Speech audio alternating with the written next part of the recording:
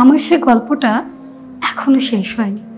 শোনো, পাহাড়টা আগেই বলেছি ভালোবেসেছিল মেঘকে, আর মেঘ কিভাবে শুকনো খটখটে পাহাড়টাকে বানিয়ে তুলেছিল 26 বছরের ছোকরা, সে তো আগেই শুনেছ।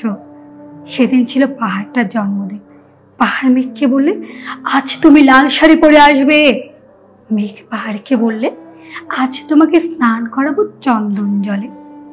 ভালোবাসলে নায়রা হয়ে যায় নরম নদী, উড়িষ্যার জ্বলন্ত কাঠ।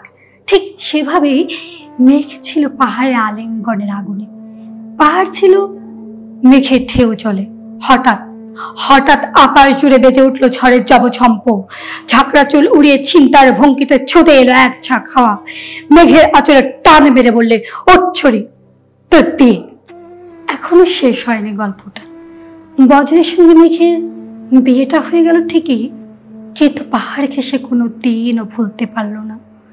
বিশ্বাস না হয় তো চিরে দেখতে পারো, পাহাড়টার হাড় পাঁচর ভেতরে থই থই করছে শত ঝর্ণার জল, শত ঝর্ণার জল।